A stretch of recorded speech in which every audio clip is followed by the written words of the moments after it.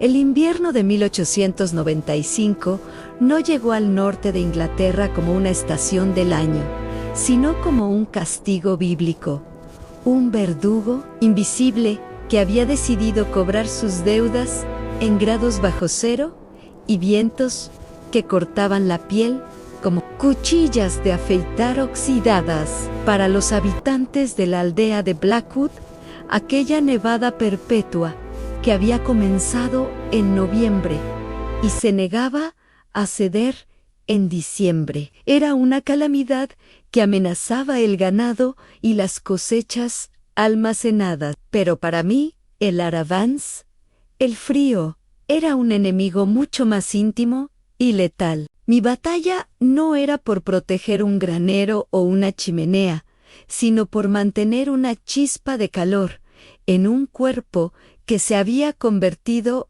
en una jaula pesada y dolorida. Con 8 meses de gestación, mi vientre se alzaba como una montaña bajo la tela raída de mi abrigo, una carga preciosa y agotadora que transformaba cada movimiento en un esfuerzo titánico. Sin embargo, el lujo del descanso me estaba vedado. En mi mundo, detenerse significaba congelarse, y congelarse significaba morir. Caminaba por el sendero que bordeaba el río helado, arrastrando un cesto de mimbre sobredimensionado y repleto de sábanas mojadas que pesaban como plomo. Mis manos, envueltas en mitones de lana gris que habían perdido los dedos hacía tiempo, estaban entumecidas, rojas y agrietadas por el contacto constante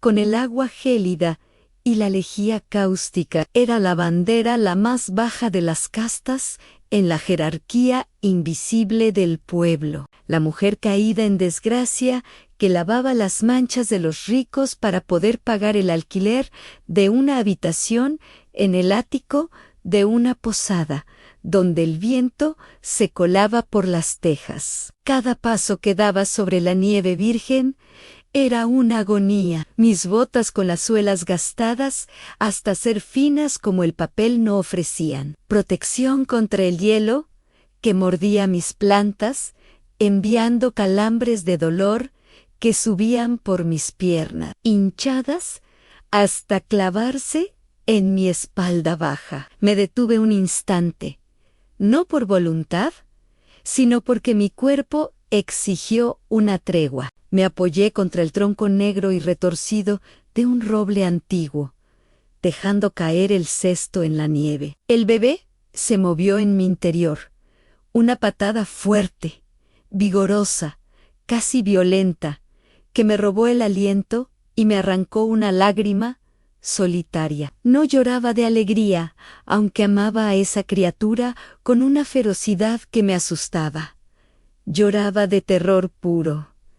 ¿Qué clase de madre era? ¿Qué clase de mundo le estaba ofreciendo a este niño inocente? Un mundo de hielo, hambre y miradas de desprecio. Me llevé la mano al abdomen, acariciando la curva tensa a través de la tela áspera, intentando transmitirle un calor que yo misma no sentía, susurrándole promesas mudas de seguridad que no sabía si podría cumplir. La tormenta se intensificó a mi alrededor. El cielo, que había estado de un gris plomizo y opresivo durante toda la mañana, comenzó a oscurecerse prematuramente, anunciando una noche que sería larga y despiadada. Los copos de nieve, antes suaves y flotantes, se convirtieron en perdigones duros, impulsados por un viento que aullaba entre los árboles del bosque de Blackwood. Debía darme prisa. Tenía que entregar la colada en la mansión Thorne, la gran casa que dominaba la colina, antes de que la oscuridad hiciera el camino intransitable. Si no llegaba a tiempo, el ama de llaves, una mujer de corazón tan duro como el invierno, se negaría a pagarme, y eso significaría otra noche sin carbón y sin sopa. Retomé la marcha, obligando a mis músculos a obedecer, ignorando el grito de protesta de mis articulaciones. La gente pasaba a mi lado ocasionalmente, trineos cargados de leña, hombres a caballo envueltos en pieles, mujeres apresuradas que volvían del mercado. Nadie me miraban, o mejor dicho, nadie me veía. Había aprendido que la pobreza extrema otorga un tipo de invisibilidad perversa. Para ellos, yo era parte del paisaje de la desolación, una mancha oscura y miserable que era mejor ignorar para no perturbar la propia conciencia. Hacía tan solo 6 meses, yo había sido alguien. Había vestido sedas, había servido té en porcelana fina, había reído en los jardines de verano con la promesa de un futuro brillante, pero la caída había sido vertiginosa, orquestada por la envidia y las mentiras, ejecutada con precisión quirúrgica, justo cuando el único hombre que podría haberme defendido estaba luchando en una guerra sangrienta al otro lado del océano, Anne Valerion.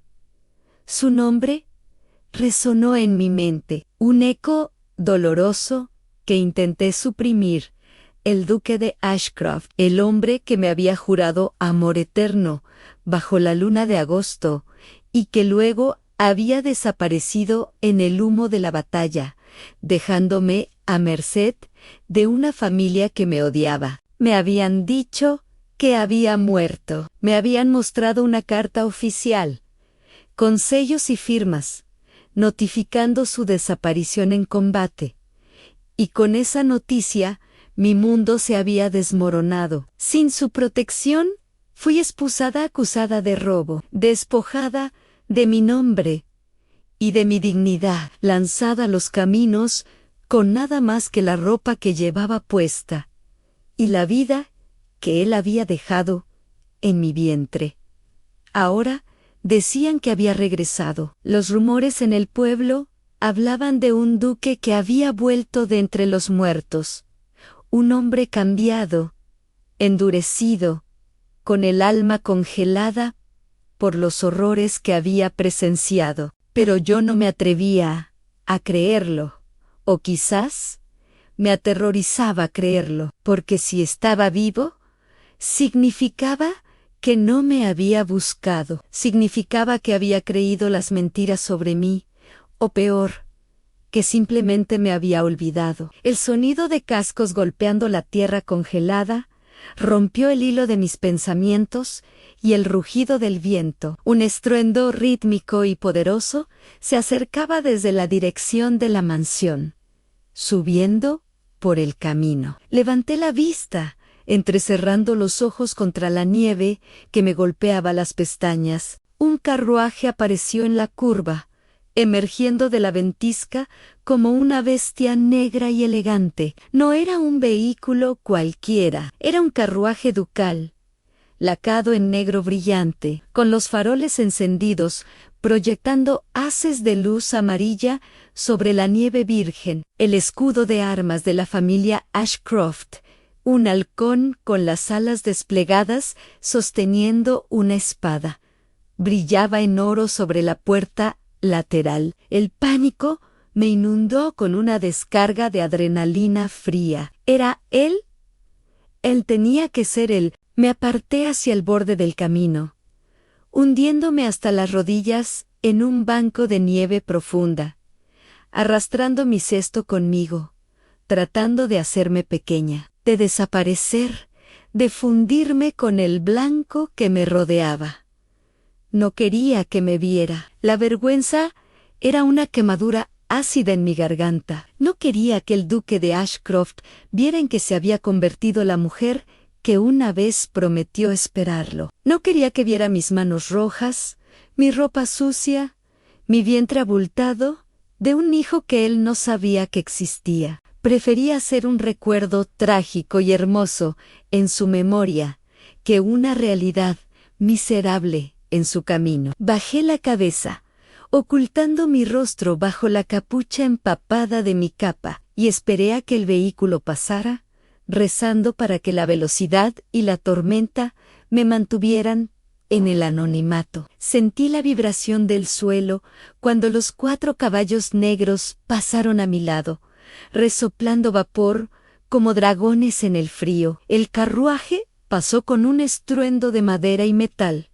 desplazando una ráfaga de aire helado que casi me derriba. Pero entonces sucedió lo impensable. Escuché un grito imperioso desde el interior del carruaje, una voz que ordenaba detenerse con una autoridad que no admitía demora. El sonido de los frenos, chirriando contra las ruedas, resonó en el valle. Los caballos relincharon, protestando al ser detenidos bruscamente en medio de la cuesta helada, sus cascos resbalando y buscando tracción. El carruaje se detuvo a unos 10 metros por delante de mí, bloqueando el camino. Mi corazón se detuvo por un segundo, y luego comenzó a latir desbocado, golpeando contra mis costillas como un pájaro atrapado. Me había reconocido.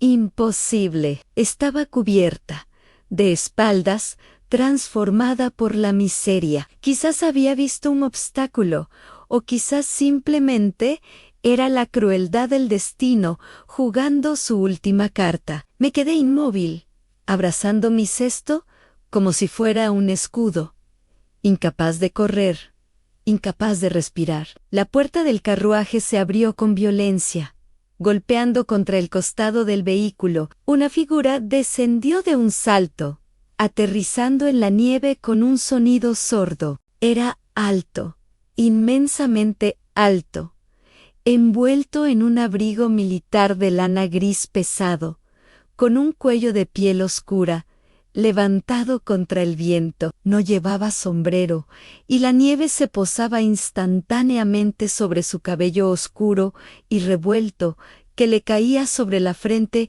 en mechones desordenados. Caminó hacia mí, sus pasos eran largos, decididos, devorando la distancia que nos separaba. Sus botas de montar negras, pulidas y caras, crujían sobre el hielo, rompiendo la corteza de la nieve con cada zancada. No podía ver sus ojos todavía, pero sentía la intensidad de su enfoque.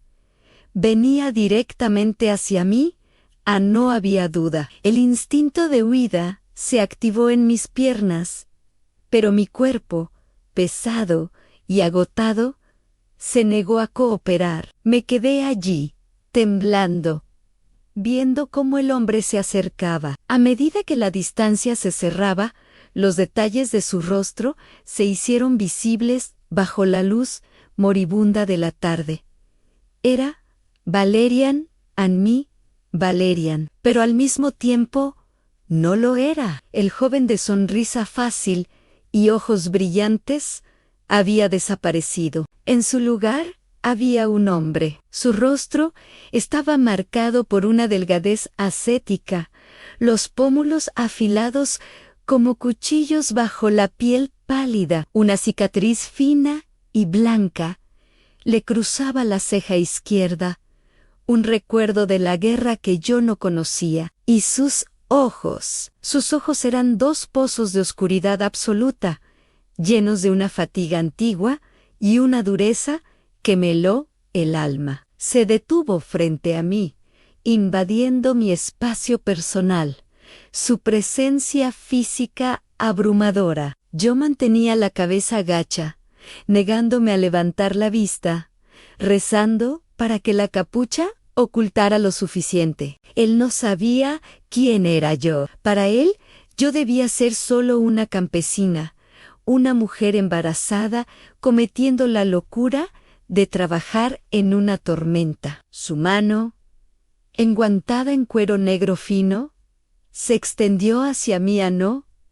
Fue un gesto de saludo. Agarró el borde del cesto de mimbre que yo sostenía con mis manos congeladas. Con un movimiento brusco, casi violento, me arrancó el cesto de las manos. La fuerza del gesto me hizo tambalear. Él ni siquiera miró el contenido, simplemente giró sobre sus talones y arrojó el cesto, con toda la ropa lavada y doblada con tanto esfuerzo, hacia el banco de nieve al lado del camino. Las sábanas blancas se esparcieron sobre la nieve sucia, arruinadas en un instante. Solté un grito ahogado, una mezcla de sorpresa y desesperación por el trabajo perdido, por el dinero que ya no recibiría. Me estremecí, retrocediendo un paso, perdiendo el equilibrio en el hielo traicionero. Iba a caer de espaldas sobre la nieve dura, poniendo en peligro al bebé. Pero él no lo permitió. Su mano se disparó y me sujetó por el brazo superior. Su agarre fue firme, de hierro, doloroso en su intensidad, pero me mantuvo en pie. Me estabilizó con una fuerza bruta, tirando de mí hacia él para evitar que resbalara. Sentí el calor de su cuerpo a través de las capas de ropa, un calor que contrastaba violentamente con el frío del mundo. Pude sentir su furia vibrando a través de su agarre. ¿Estaba enfadado? ¿Furioso? No conmigo, sino con la situación, con la visión de una mujer en mi estado cargando peso en una tormenta. Escuché su respiración agitada, vi el vapor salir de su boca con cada exhalación. Gruñó algo ininteligible, una maldición contra la estupidez humana, contra la crueldad de un pueblo que permitía tal barbarie. Su otra mano se alzó, buscando mi rostro, probablemente para comprobar si estaba herida o para levantar mi barbilla y reprenderme. Sus dedos, fríos por el cuero pero calientes por la vida, tocaron mi barbilla. Me obligó a levantar la cabeza. No pude resistirme. La fuerza de su voluntad era mayor que mi vergüenza. Levanté la cara y la capucha se deslizó hacia atrás, dejando mi rostro expuesto a la intemperie y a su escrutinio. Nuestros ojos se encontraron. El tiempo se fracturó en ese instante. El aullido del viento pareció detenerse. El frío desapareció. Solo existía su mirada clavada en la mía. Vi cómo la expresión de ira justiciera en su rostro se congelaba, se rompía y se transformaba en algo indescriptible. Sus pupilas se dilataron, tragándose el color de sus ojos. Su boca se abrió ligeramente, tomando una bocanada de aire helado, como si le hubieran golpeado en el estómago. El agarre en mi brazo se aflojó, pero no me soltó. Sus dedos se convirtieron en una caricia temblorosa, incrédula. Me miraba como si estuviera viendo a un fantasma surgir de la tumba, como si su mente se negara a procesar la información que sus ojos le enviaban. Reconoció mis ojos, reconoció la curva de mi boca. Aunque mis labios estuvieran azules por el frío, reconoció la pequeña cicatriz en mi frente. Vi la batalla en su interior a la lógica, diciéndole que yo estaba muerta, que la fiebre me había llevado meses atrás, tal como le habían informado sus administradores, y el corazón gritándole que la mujer que tenía delante embarazada, miserable y viva, era su Elara. Su mano subió desde mi barbilla hasta mi mejilla, tocando mi piel helada, con una reverencia aterradora, comprobando que era carne y hueso, no una alucinación de la fiebre o la locura. Sus labios formaron mi nombre, sin sonido, una oración rota, lanzada al viento en el ara. No pude soportarlo. La mezcla de alivio, terror, amor y agotamiento físico fue demasiado para mi cuerpo debilitado.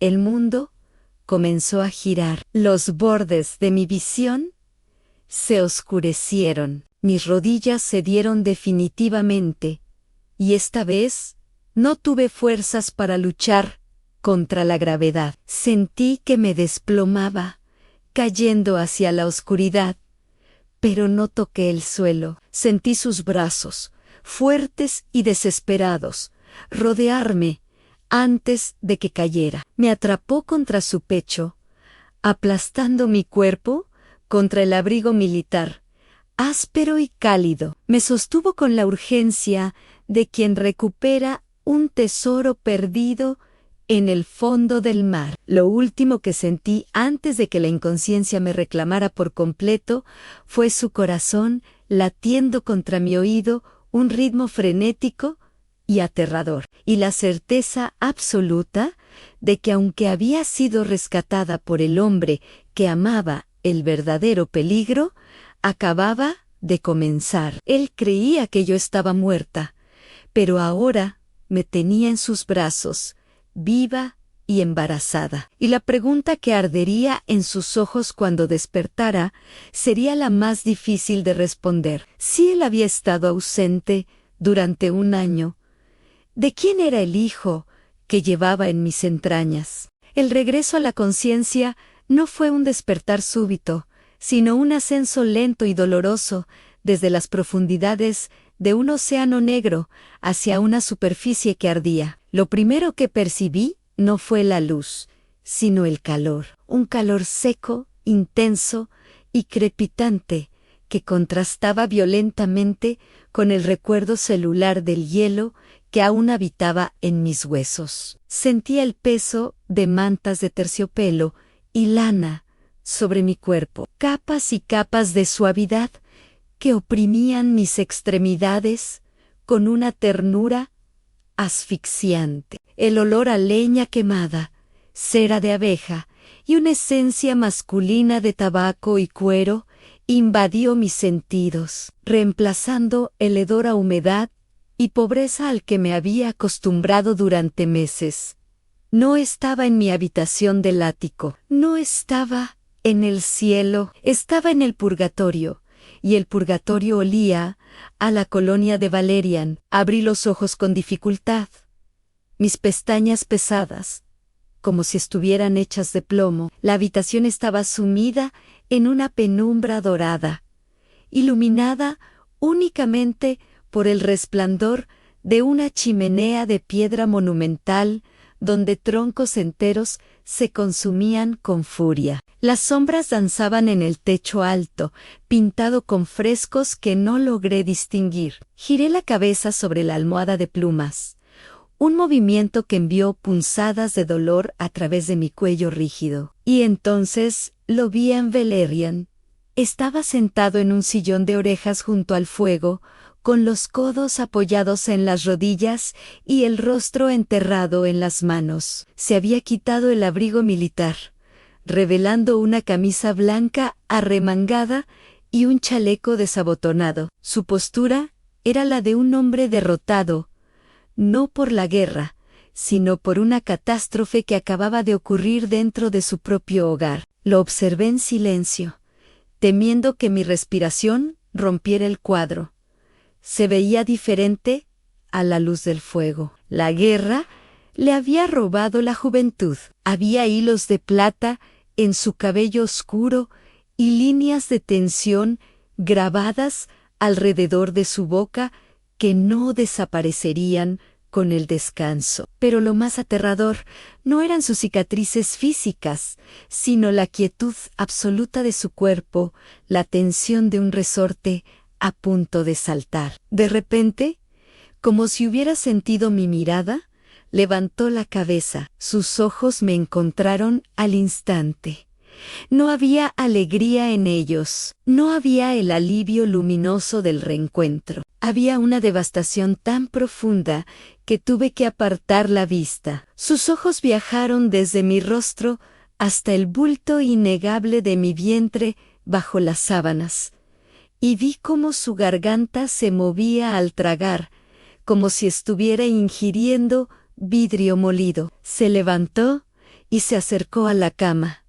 No corrió, caminó con pasos pesados, arrastrando el peso de sus suposiciones. Se detuvo a mi lado, imponiéndose con su altura, bloqueando la luz del fuego. Extendió una mano hacia mí, pero se detuvo antes de tocarme, los dedos curvados en el aire, temblando ligeramente. Quería tocarme, quería comprobar que era real, pero el embarazo actuaba como un campo de fuerza, una barrera de traición que le impedía acercarse. Para él, ese niño era la prueba de que yo no había esperado. Para él, ese niño era la evidencia de que mientras él sangraba en trincheras lejanas, soñando con mi nombre, yo había entregado mi cuerpo y mi corazón a otro. Finalmente, su mano descendió, pero no a mi rostro, fue a mi mano,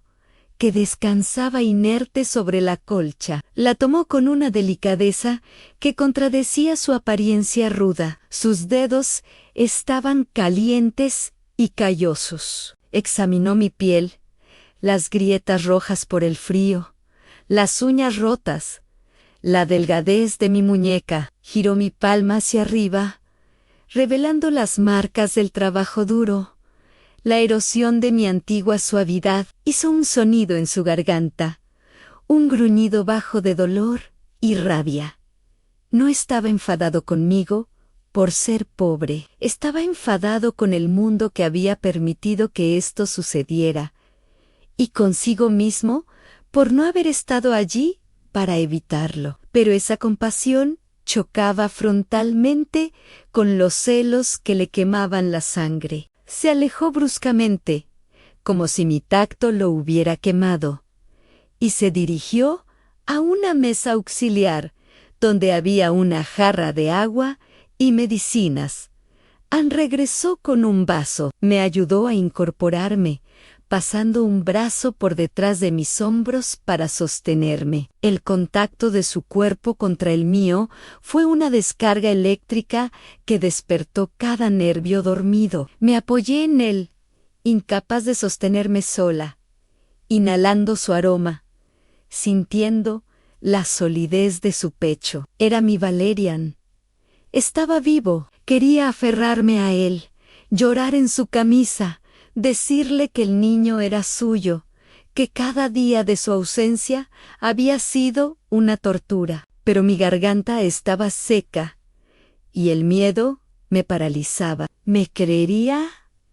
¿Me creería? ¿Cómo podría explicar las fechas, la falta de cartas, la mentira de mi muerte? Bebí el agua con avidez, sintiendo como el líquido fresco aliviaba mi garganta. Valerian me retiró el vaso y me recostó de nuevo con cuidado. Se quedó de pie junto a la cama, mirándome con esa expresión ilegible y tormentosa. No hizo preguntas, no exigió explicaciones. El silencio entre nosotros se estiró, llenándose de fantasmas. Él creía que yo lo había traicionado. Yo sabía que él me había salvado. Y en medio de nosotros, el bebé se movió, una ola visible bajo las mantas que atrajo la mirada de Valerian como un imán. Vi cómo sus ojos se clavaban en el movimiento, fascinados y horrorizados. Su mano se levantó instintivamente,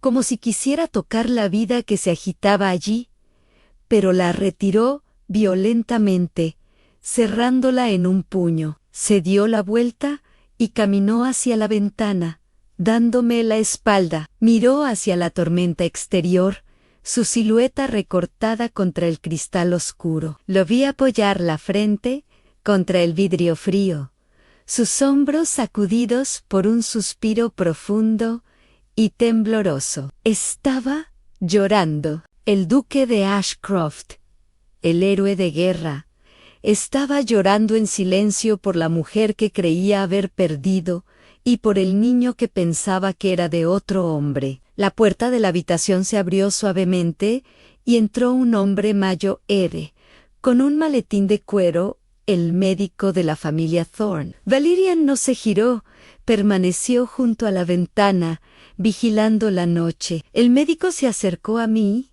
con una expresión de profesionalidad compasiva. Me examinó en silencio, escuchando mi corazón, palpando mi vientre, revisando mis pies congelados, que ahora estaban vendados con ungüentos. Habló en voz baja, dándome instrucciones sobre reposo y alimentación, confirmando que el bebé estaba bien, aunque yo estaba peligrosamente débil y desnutrida. Mencionó la palabra milagro al referirse a nuestra supervivencia en la tormenta. Cuando el médico terminó, se dirigió a Valerian. Hablaron en susurros junto a la puerta.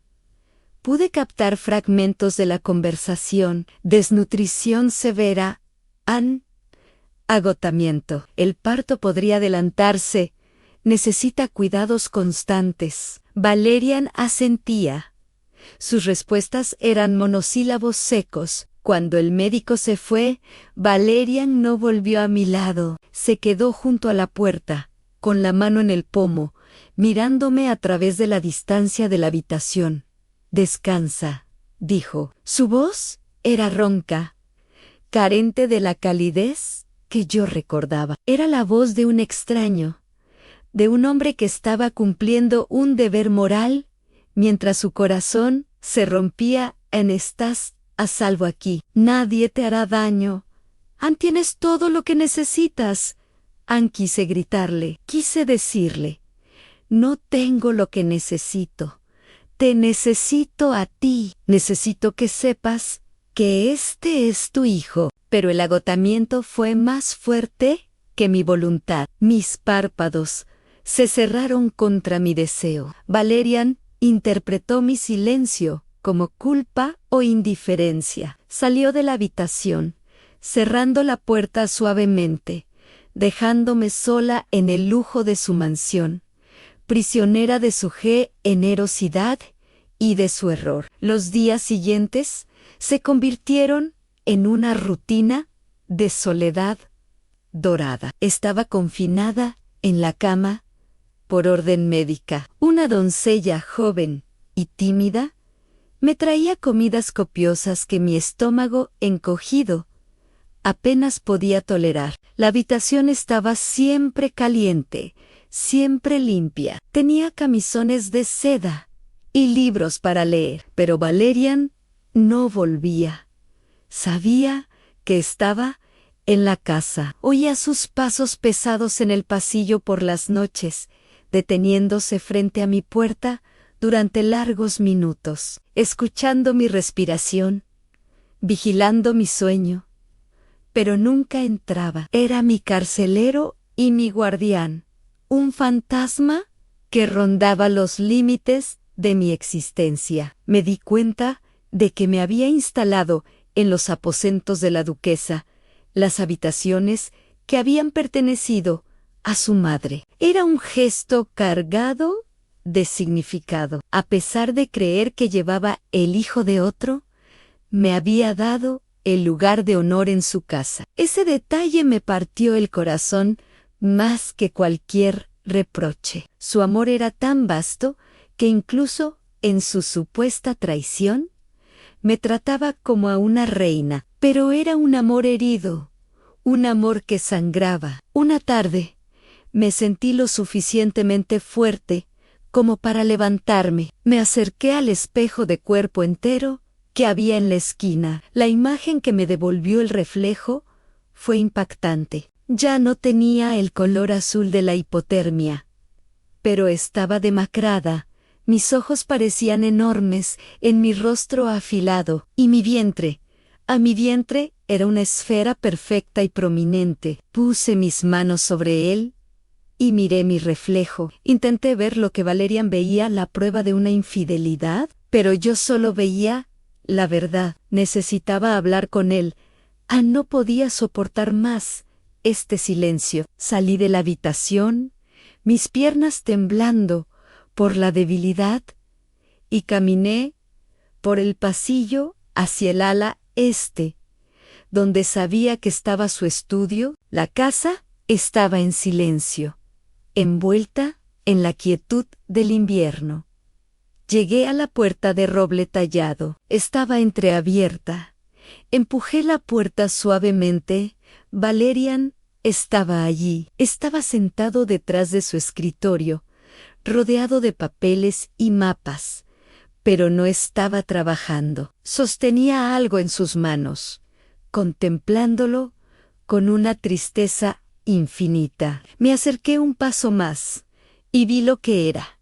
Era un retrato en miniatura, un retrato mío, pintado el verano antes de que se fuera a la guerra. La Elara del pasado le sonreía desde el marco de plata, inocente y llena de esperanza. Valerian acarició el cristal del retrato con el pulgar. «¿Por qué no me esperaste?», susurró a la pintura, su voz quebrada por una agonía que me hizo llorar en silencio. «Te habría dado el mundo, Elara.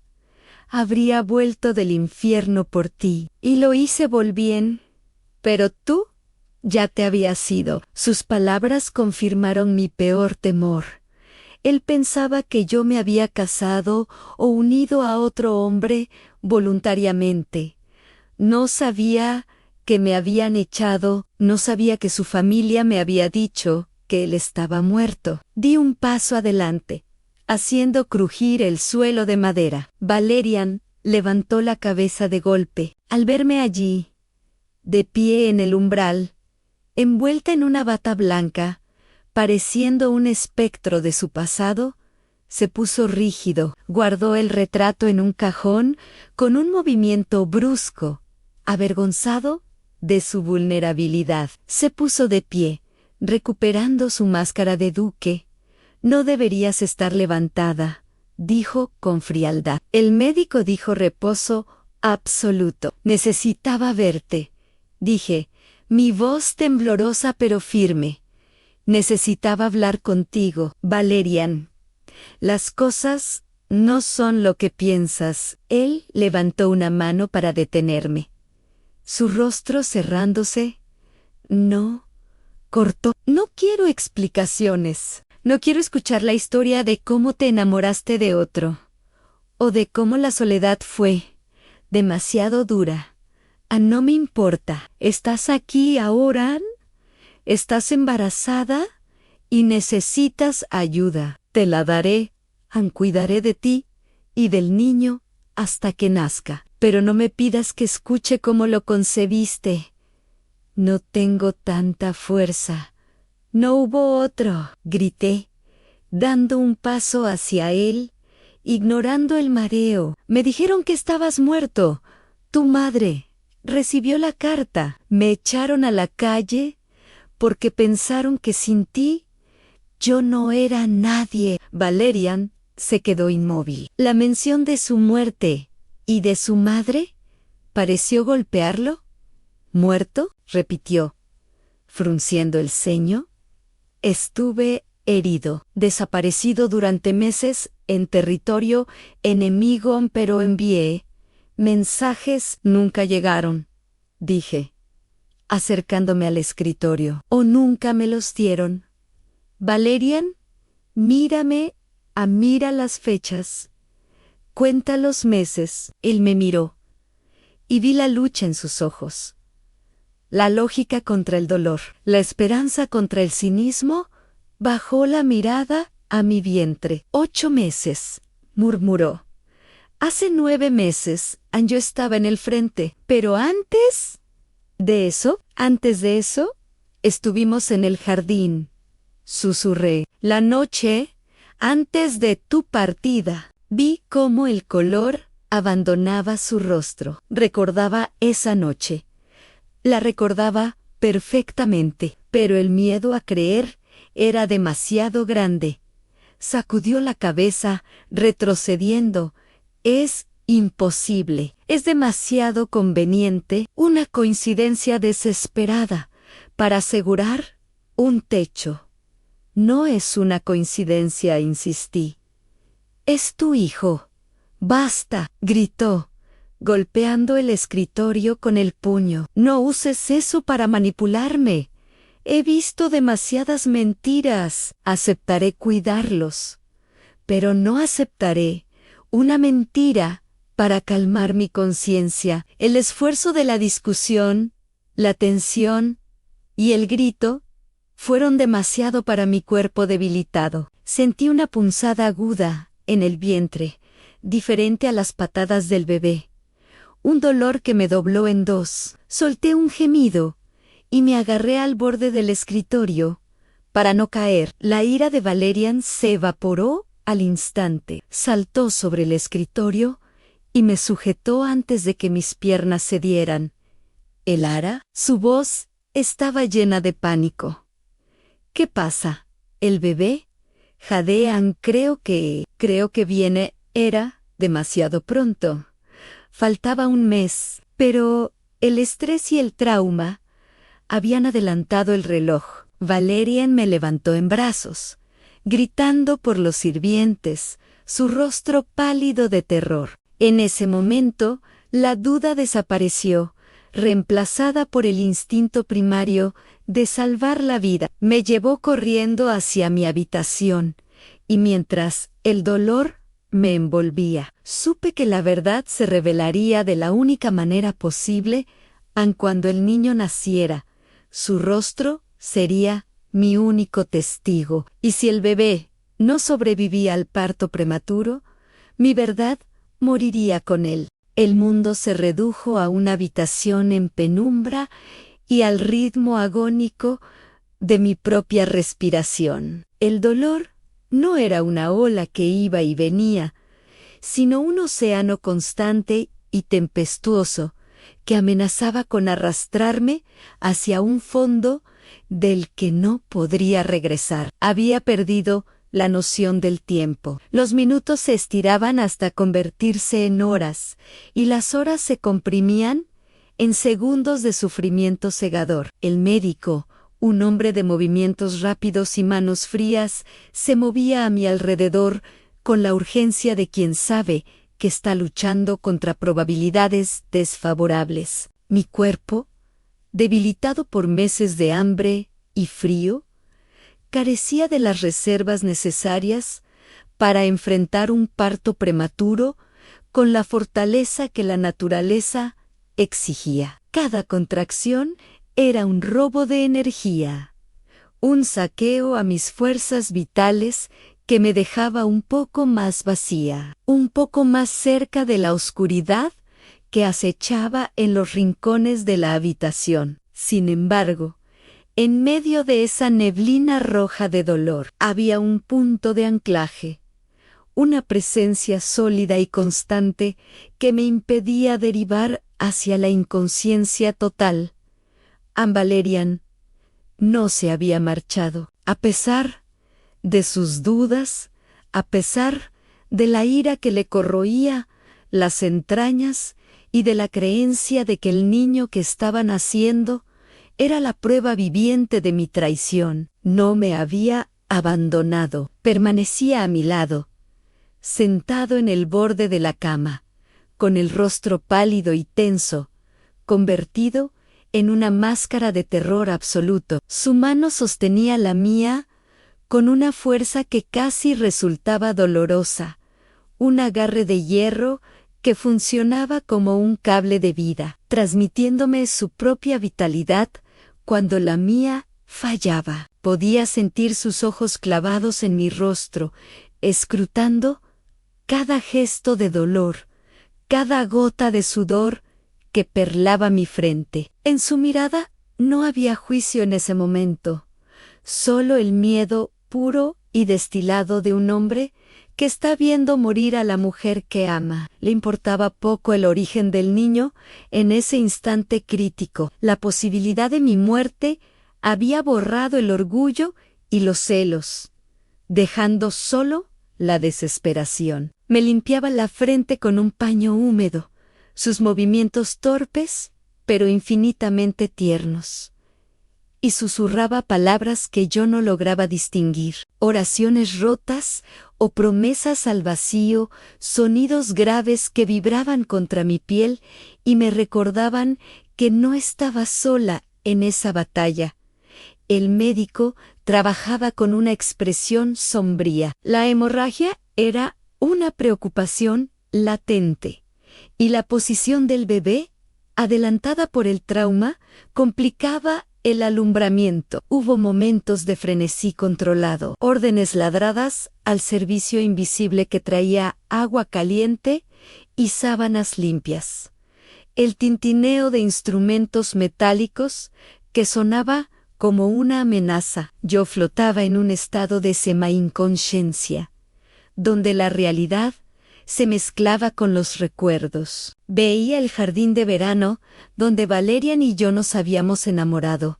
Sentía el calor del sol en mi piel, y luego, brutalmente, era arrastrada de vuelta al invierno de la habitación, al dolor que me partía en dos. La lucha llegó a su punto culminante, cuando la tormenta exterior pareció golpear las ventanas con una furia renovada. Como si la naturaleza misma estuviera participando en el evento. El médico indicó que el momento había llegado. No hubo palabras de aliento, solo la exigencia física de empujar, de expulsar la vida que me estaba consumiendo. Reuní cada gramo de voluntad que me quedaba, pensando en el niño, en esa chispa inocente que había sido mi única compañía en la soledad del exilio. No podía fallarle ahora, no podía dejarlo huérfano antes de que tomara su primer aliento. Apreté la mano de Valerian hasta que sentí que podía romperle los huesos, y él devolvió la presión, anclándome, compartiendo la carga, respirando conmigo, como si él también estuviera dando a luz. El último esfuerzo fue una explosión de agonía blanca que borró mi visión. Sentí como mi alma se desprendía ligeramente de mi cuerpo, una sensación de ligereza aterradora, seguida inmediatamente por un vacío repentino y profundo en mi vientre. Y entonces, el silencio, un silencio absoluto y terrible que duró un latido, 2 latidos, 3, el miedo de que todo hubiera sido en vano, de que el frío hubiera ganado, me paralizó el corazón. Pero entonces un sonido rompió la quietud, un llanto, un gemido débil al principio, que rápidamente cobró fuerza hasta convertirse en un grito vigoroso y desafiante de vida, el sonido más hermoso del universo. Me dejé caer contra las almohadas, jadeando, con las lágrimas corriendo libremente por mis sienes.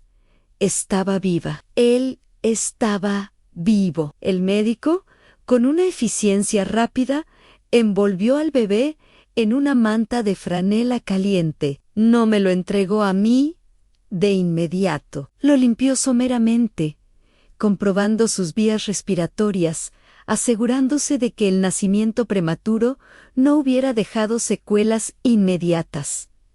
Valerian se había puesto de pie. Había soltado mi mano en el momento del nacimiento, retrocediendo un paso como si el llanto del niño hubiera roto el hechizo que lo mantenía a mi lado. Ahora estaba de pie al pie de la cama, mirando la escena con una mezcla de fascinación y repulsión, el conflicto interno librando una guerra en su rostro.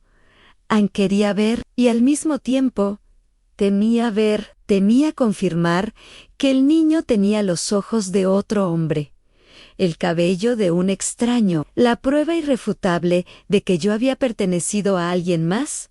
El médico se giró, con el pequeño bulto en los brazos. Con un gesto deferente, ignorando la tensión palpable en la habitación, presentó al niño al duque, asumiendo que el padre querría ver a su hijo, o al menos, al hijo de su protegida. El tiempo se congeló. La luz de la chimenea y las lámparas de aceite iluminaban la habitación con un resplandor dorado, creando un escenario dramático de sombras largas. Valerian miró el bultón, dudó en sus manos, se cerraron en puños a los costados. Podía ver la lucha en su mandíbula apretada, el deseo de salir huyendo de la habitación para no enfrentar la verdad. Pero era un duque.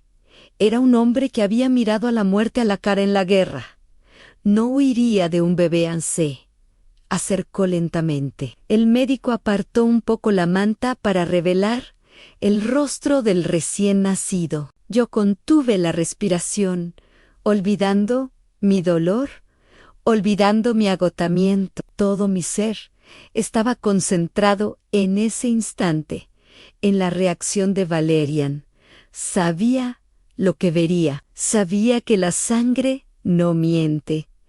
Valerian miró hacia abajo. Al principio, su expresión fue de incomprensión. Sus ojos recorrieron la piel roja y arrugada del bebé, la cabeza pequeña cubierta de un vello oscuro y húmedo. Pero entonces el niño, molesto por la luz o el frío, abrió los ojos y frunció el ceño. Hizo un gesto, una mueca específica, una forma de arrugar la nariz y apretar la boca que era tan idéntica a la del hombre que lo miraba, que parecía un espejo mágico reduciendo la imagen del duque a la de un infante y los ojos, incluso en la penumbra, incluso con la indefinición de los recién nacidos, la forma, el corte, la profundidad oscura de la mirada Thorne, estaba allí.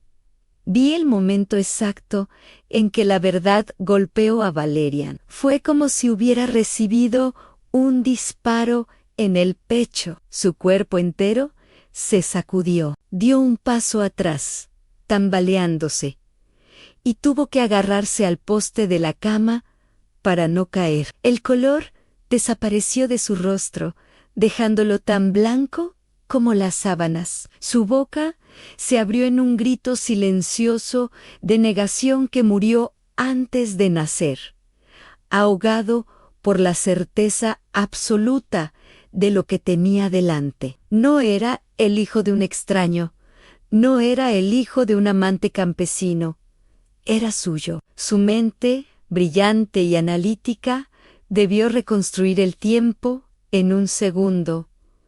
8 meses, el parto prematuro, la noche en el jardín a la falta de cartas, la mentira de su muerte, todo encajó con un chasquido ensordecedor. La comprensión de que yo no lo había traicionado, sino que había sufrido sola, embarazada de él, creyéndolo muerto, cayendo en la miseria mientras él vivía en su mansión, lo destruyó. La culpa, más pesada que cualquier montaña, cayó sobre sus hombros, aplastándolo. El médico, ajeno al drama interno, le ofreció al niño de nuevo, pensando que el duque estaba simplemente emocionado. Valerian, con manos que temblaban violentamente, extendió los brazos, tomó a su hijo. Lo sostuvo con una torpeza aterrada, como si sostuviera una bomba o una reliquia sagrada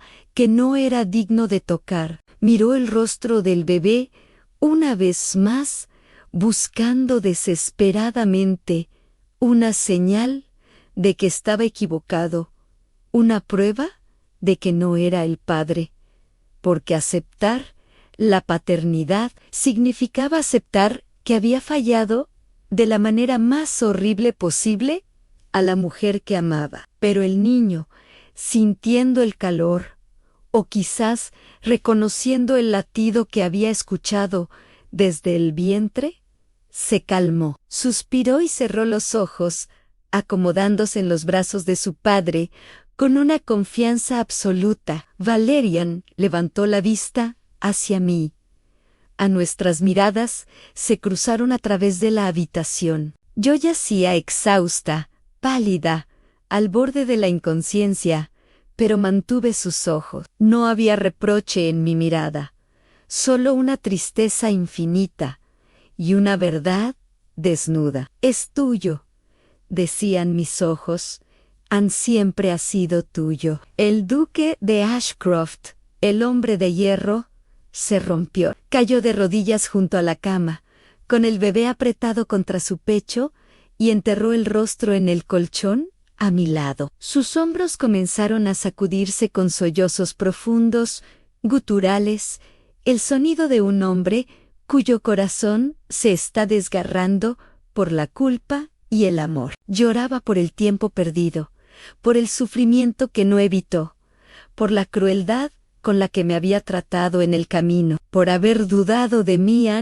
extendí mi mano débilmente y la posé sobre su cabeza, acariciando su cabello oscuro. Él giró la cara y besó mi palma, mojándola con sus lágrimas, murmurando contra mi piel palabras de arrepentimiento que no necesitaban ser escuchadas para ser entendidas. En ese momento, en esa habitación, iluminada por el fuego, la mentira se disolvió, y la familia que el destino había intentado destruir se unió por primera vez, forjada en el dolor y sellada por la llegada de una nueva vida. La tormenta afuera podía seguir rugiendo, pero la verdadera tormenta, la que había separado nuestras almas, había terminado. Los días posteriores al nacimiento no se midieron por el reloj, sino por la lenta y constante restauración del orden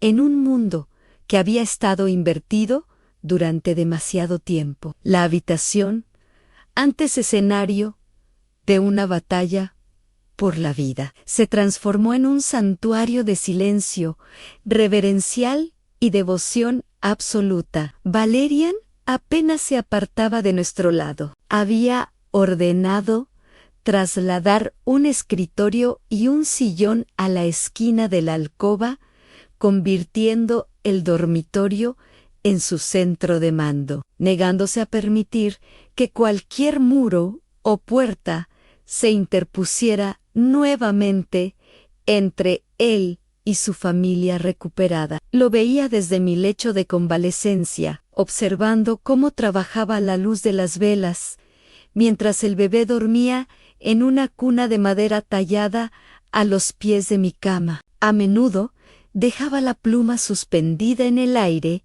y giraba la cabeza para mirarnos, con una expresión de incredulidad maravillada, como si temiera que si parpadeaba demasiado rápido, la visión se desvanecería como un espejismo de fiebre. Mi recuperación fue lenta. El cuerpo, castigado por meses de privaciones y el trauma del parto, exigía su tributo en forma de un cansancio profundo y reparador, pero el alma sanaba a un ritmo vertiginoso. La presencia constante de Valerian, sus cuidados torpes pero insistentes, traerme el caldo, acomodar mis almohadas, sostener al niño para que yo pudiera descansar los brazos, actuaban como un bálsamo sobre las heridas de la humillación. No necesitábamos hablar del pasado inmediato. El perdón flotaba en el aire, implícito en cada gesto. Él sabía que yo no lo había traicionado. Yo sabía que él nunca me había abandonado voluntariamente. El verdadero enemigo no estaba en esa habitación, sino fuera de ella, en los pasillos de la mansión y en las cartas mentirosas que habían envenenado nuestro destino. Cuando me sentí lo suficientemente fuerte para sentarme y sostener la mirada de Valerian sin llorar, supe que había llegado el momento de la justicia.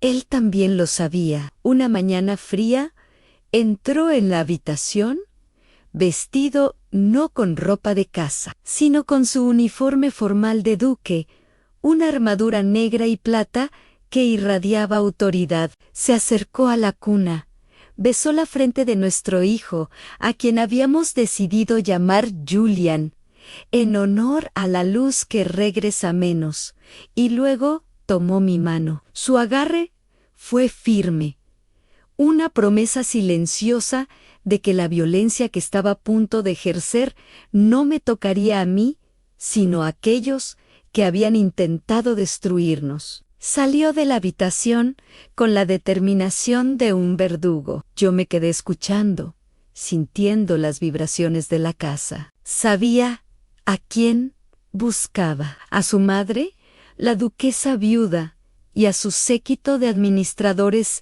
leales a la vieja guardia, los arquitectos de nuestra desgracia. Imaginé la escena en el salón principal, donde Valerian los había convocado. No hubo gritos estridentes que llegaran hasta mí, solo el silencio pesado de una sentencia dictada. Valerian, armado con la verdad de mi presencia y la evidencia viviente de su hijo, confrontó las mentiras que habían tejido, les mostró la crueldad de sus actos, la carta falsificada de su muerte, la expulsión de una mujer embarazada a la nieve, el intento de asesinato por negligencia de su propio nieto, la duquesa viuda, una mujer que valoraba el linaje por encima de la humanidad. Debió intentar defenderse apelando al honor de la familia, a la necesidad de proteger al ducado de una unión desigual. Pero Valerian, transformado por la guerra y el amor, ya no era el hijo obediente que ella recordaba. Desmanteló sus argumentos con la frialdad de quien corta un miembro gangrenado para salvar el cuerpo. La expulsión fue inmediata y absoluta. No se les permitió pasar una noche más bajo el techo de Blackwood. Fueron enviados a una propiedad menor en el sur, despojados de su influencia y condenados al ostracismo de su propio hijo. Vi desde la ventana, horas más tarde, cómo los carruajes se alejaban por el camino nevado, llevándose consigo la toxicidad que había envenenado nuestra felicidad. Por primera vez, la mansión se sintió limpia. Con los enemigos purgados, comenzó la reconstrucción. Valerian se dedicó a legitimar nuestra unión y a su hijo con una ferocidad legal que asombró a sus abogados. No le importó el escándalo ni los susurros de la corte sobre la lavandera que se convirtió en duquesa. Para él, yo era la única mujer que había mantenido la fe cuando el mundo lo daba por muerto. Nos casamos en la capilla de la mansión, una ceremonia privada, iluminada por cientos de velas, con el sonido del viento invernal aullando fuera como un testigo impotente de nuestra victoria. No llevé seda blanca ni joyas de la corona. Vestí un traje de terciopelo azul profundo que Valerian había mandado hacer para mí, y en mis brazos llevaba a Julian, nuestro testigo de honor. Cuando el sacerdote unió nuestras manos, sentí que las cicatrices de mis dedos, las marcas del trabajo y el frío eran besadas y santificadas por el anillo que Valerian deslizó en mi dedo.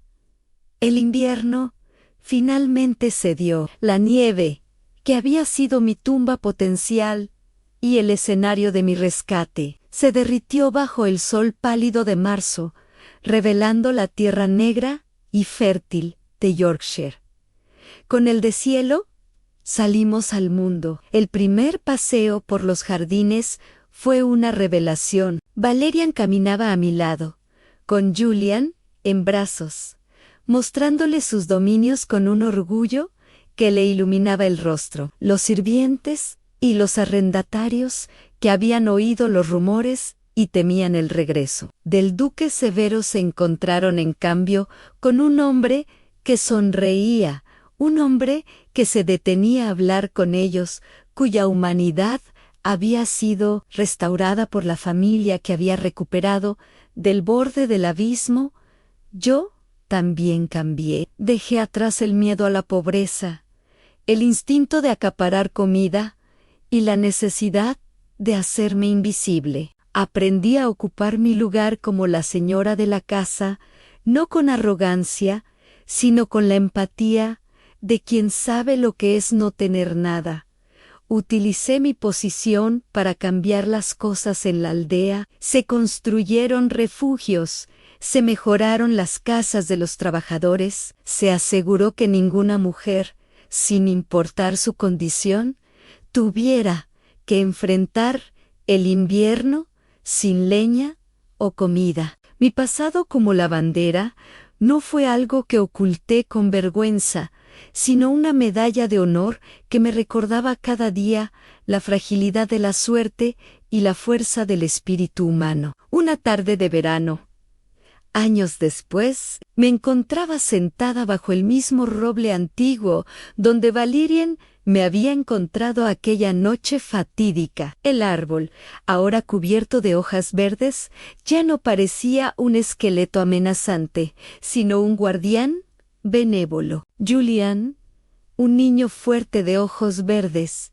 y risa fácil, corría por el prado persiguiendo mariposas, ajeno al hecho de que su vida había pendido de un hilo en ese mismo lugar. Valerian estaba sentado en la hierba, apoyado contra el tronco, con un libro en las manos, pero no leía. Me miraba, nuestras miradas se cruzaron, y en ese silencio compartido viajamos de vuelta a la tormenta. Recordamos el frío, el dolor, la desesperación. Recordamos el momento en que él detuvo el carruaje y el momento en que yo levanté la vista. Y supimos, con una certeza que trascendía las palabras, que el destino no había sido cruel, sino exigente. Nos había roto para poder reconstruirnos más fuertes. Nos había separado para enseñarnos el valor de la unión, y nos había congelado para que pudiéramos apreciar, con cada fibra de nuestro ser, el calor del fuego que ahora ardía entre nosotros. Valerian extendió la mano y yo la tomé, entrelazando nuestros dedos. Su pulgar acarició mi palma, rozando las viejas callosidades que nunca desaparecieron del todo, mapas de mi historia en mi piel. Se inclinó y besó mi mano, un gesto de adoración cotidiana que valía más que todos los títulos del reino. Miramos a nuestro hijo, miramos la mansión que se alzaba segura en la colina, y luego miramos al cielo despejado. El invierno había terminado para siempre. En el corazón del duque y de la lavandera solo quedaba un verano eterno, ganado a pulso contra la nieve y el olvido.